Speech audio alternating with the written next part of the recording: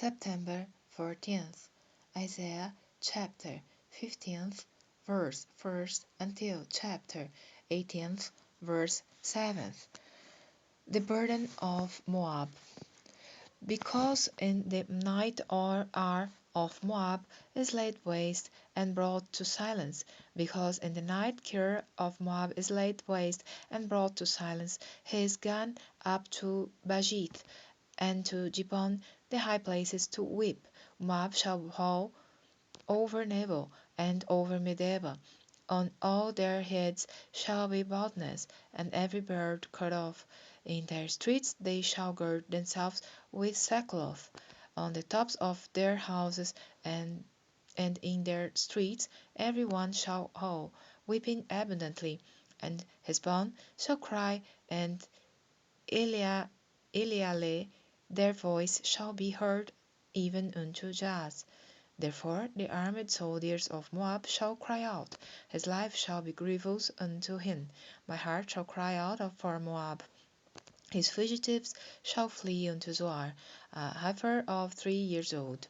For by the mounting up of Luit with weeping shall they go it up, for in the way of Horonaim they shall raise up a cry of destruction. For the waters of Ninhin shall be desolate, for the hay is withered away, the grass faileth, there is no green thing. Therefore the abundance they have gotten, and that which they have laid up, shall they carry away to the brook of the willows. For the cry is gone round about the borders of Moab, the howling thereof unto Eglaim, and the howling thereof unto Beerling. For the waters of Dimon shall be full of blood, for I will bring more upon Dimon, lions upon him that escapeth of Moab, and upon the remnant of the land. Send the lamb to the ruler of the land from Selah to the wilderness, unto the mount of the daughter of Zion. For it shall be that as a wandering bird cast out of the nest, so the daughters of Moab shall be at the fords of Arnon. Take counsel, execute judgment, make thy shadow as the night in the midst of the noonday. Hide the outcasts, bewray not him that wandereth. Let mine outcast dwell with thee, Moab, be thou a covert to them from the face of the spoiler, for the extortioner is at an end, the spoiler ceaseth, the oppressors are consumed out of the land. And in mercy shall the throne be established, and he shall sit upon it in truth in the tabernacle of David, judging and seeking judgment, and hasting righteousness. We have heard of the pride of Moab. He is very proud, even of his haughtiness, and his pride, and his wrath, but his lies shall not be so. Therefore shall Moab howl for Moab, every one shall howl for the foundations of Kirhar Heseth shall you mourn, surely they are stricken. For the fields of Heshbon languish, and the vine of Sibmah. The lords of the heathen have broken down the principal plant thereof. They are come even unto Jazer, they wandered through the wilderness. Her branches are stretched out, they are gone over the sea. Therefore I will bewail with the weeping of Jazer the vine of Sibmah. I will water thee with my tears, O Heshbon and Elealeh, for the shouting for thy summer fruits and for thy harvest is fallen, and gladness is taken away, and joy out of the plentiful field. And in the vineyards there shall be no singing, neither shall there be shouting. The treaders shall tread out no wine in their presses. I have made their vintage shouting to cease. Wherefore my bowls shall sound like a harp for Moab, and mine inward parts for Kirharesh.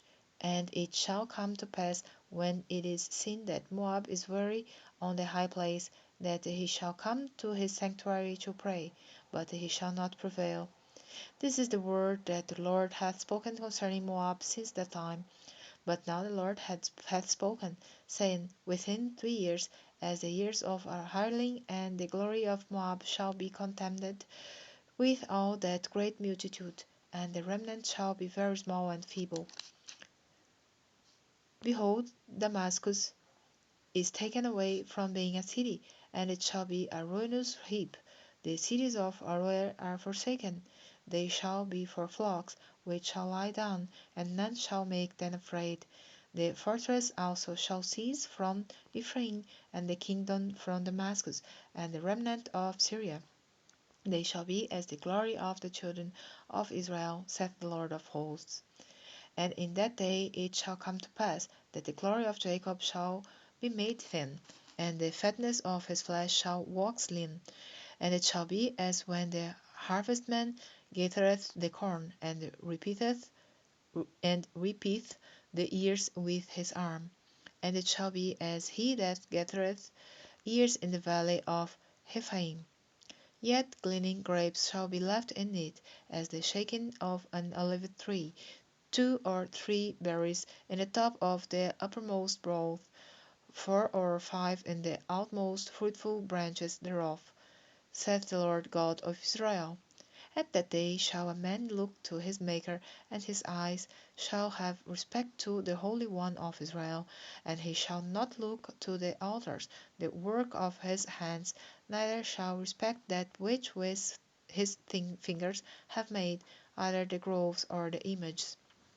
In that day shall his strong cities be as a forsaken bough, and an uppermost branch, which they left because of the children of Israel, and there shall be desolation.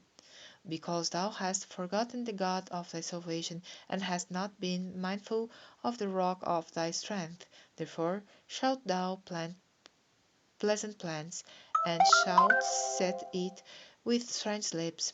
In the day shalt thou make thy plant to grow, and in the morning shalt thou make thy seed to flourish. But the harvest shall be a heap, and the day of grief and of desperate sorrow. Who to the multitude of many people which make a noise like the noise of the seas, and to the rushing of nations that make a rushing like the rushing of mighty waters. The nations shall rush like the rushing of many waters, but God shall rebuke them, and they shall flee far off, and shall be chased as the chaff of the mountains before the wind, and like a rolling thing before the whirlwind.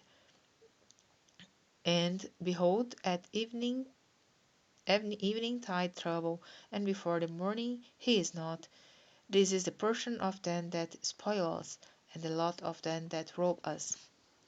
Who to the land, shadowing with things, which is beyond the rivers of Ethiopia, that sendeth ambassadors by the sea, even in vessels of bulrushes, upon the water, saying, Go, ye swift messengers, to a nation scattered and peeled, to a people terrible from their beginning hitherto, a nation meted out and trodden down, whose land the rivers have spoiled.